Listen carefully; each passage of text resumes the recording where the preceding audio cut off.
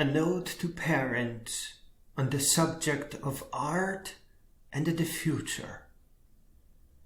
All the big changes that take but one step might have already happened. What humanity needs now requires multiple steps. As I write this, the world is experiencing a pandemic and a renewed threat of nuclear war. World leaders are calling for a return to office and are readying teenagers to fight in new wars. Lack of real education really hurts the world, because then people make decisions based on what little they know. They will have long dismissed impressions of fake education that they once felt, and at all cost move forward without even allowing a hint of doubt. If you raise a child in war, they will never discover art and may not even know to feel with their heart. Parents, don't let your children grow up in the cultures of the past, because then all our efforts at advancement will be for naught, and circles is all we'll ever get. Help them rise so that their grandkids are not forced into fighting in a nuclear war. Today, in our lack of real education, keywords necessary for the advancement of humankind are ridiculed. All the while, world peace moves further and further away from us. Even though we have a global banking system and concepts of trading futures or short-selling stocks, we are not able to see the importance of global universal income that eliminates poverty and, by extension, war. Even though we should never ask where that money comes from, we can easily imagine it comes from a more peaceful and prosperous future that is born from that investment into the future of humankind, that is born from the global universal income itself. When threatened by poverty, humanity will not be able to get a real and authentic education that is worthy of it. And without real and authentic education, we can't have real and authentic world leaders that will help humanity advance. Without them, we will only run in circles. Creation of art and its role in our world is very hard to explain, as it will seem trivial at first. A lot of people believe that their poverty is their fault and could never connect it to art. But poverty is a problem with the way we understand and use money. It is not allowed to use money in human affairs while crushing the world with poverty. If we are to use the concept of money, then poverty must be eliminated. It means that no human being is to fall beneath what today is considered middle class. This requires a global universal income card, and everyone gets one, including criminals. It is tough to steal when you don't need to steal anymore. The card must be granted to all without exception, rich or poor. It is hard to be homeless when you can afford rent. It is hard to go out of business when your customers wake up with $100 on their card every day. It is hard to live in a world that ignores poverty. What can a politician say that has any meaning when he can't understand that poverty is evil. It just never occurred to him. Politicians have always tolerated poverty and homelessness and sending teenagers to war. This means that the world has no true leaders. Nobody is in charge. And that almost all people today, including the poor, reject the idea of free money for the purpose of elimination of poverty, sometimes with ridicule, means that there's nobody here to stand up for human rights. Just like the discussion of art as means of elimination of poverty pushes us into politics, helping children to become the leaders the world needs, also pushes us into an odd place. The leaders that the world needs, so that we become more humane to each other, and as a bonus, eliminate propaganda and nationalism, religious and political borders, and a few other idiotic things, including war.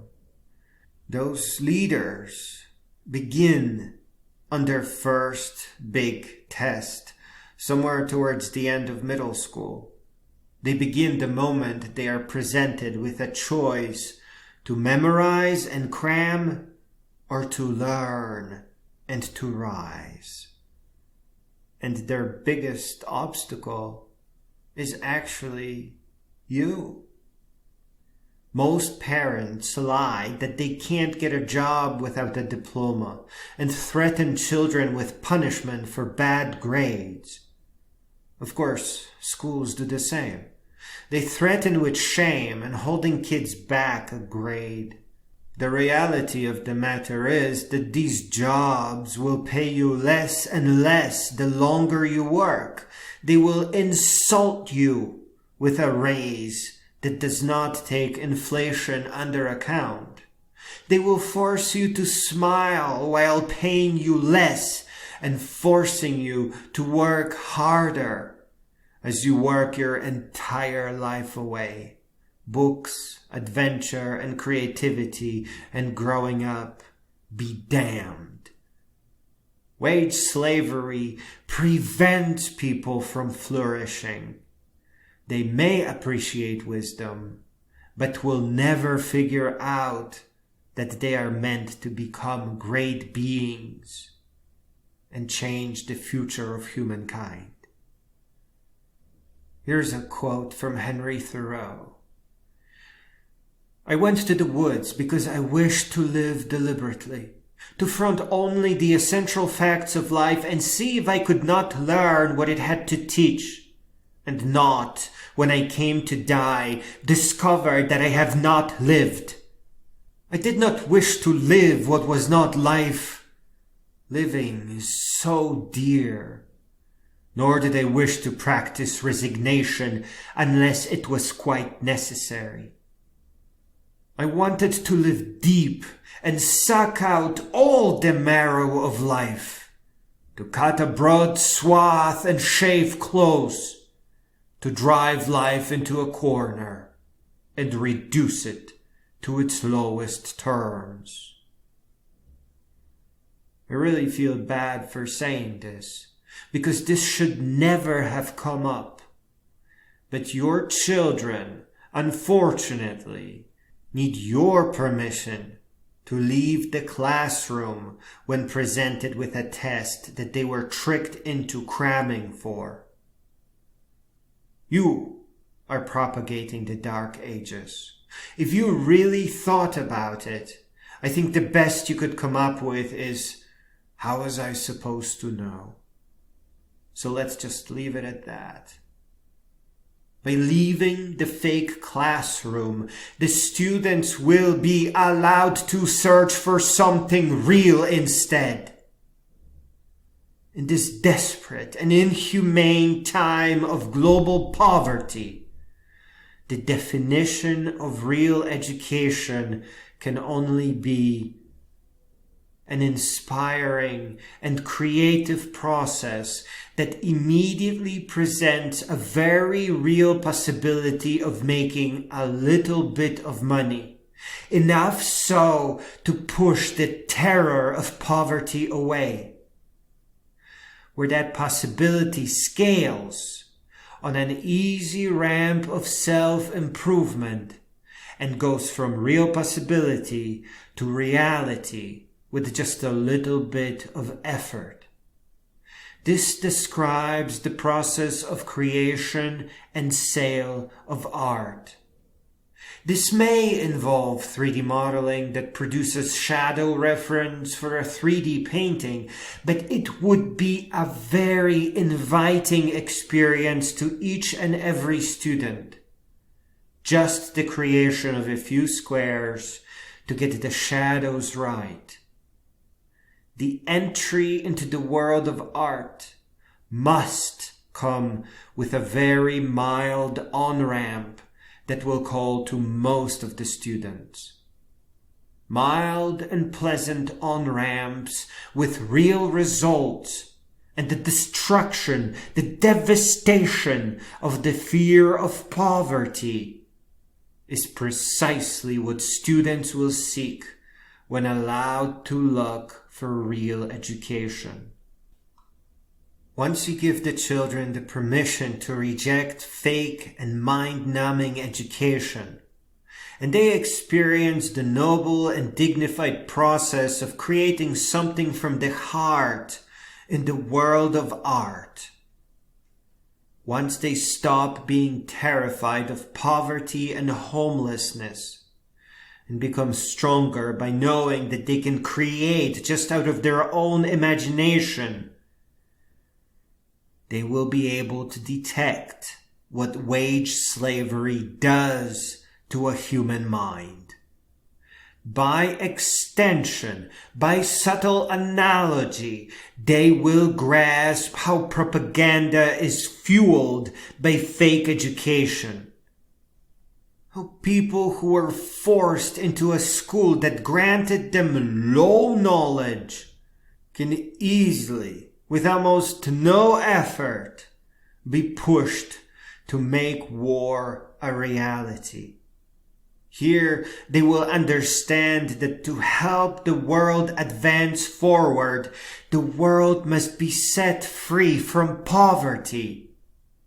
And you will never, or just barely, comprehend the meaning of free money. Nobody who didn't push themselves away from fake education will ever truly grasp the concept of a more honest and humane world. The children who stopped being scared of poverty by means of being able to create works out of their hearts alone, they will know to reject toxic wage slavery. They will know to encourage people towards creativity that holds the promise of financial independence. Eventually, by subtle analogy, they, as the future leaders, will recognize that the global income card that raises everyone up into what is today the middle class is the only humane way forward, as there is no profit to be made from keeping humanity poor and too scared and tired to get a real and meaningful and life-changing education. The instant and global end to poverty is the only way to advance humankind forward past the problems that we face today and well into wisdom, greatness, and world peace that is worthy of all the future generations yet to come.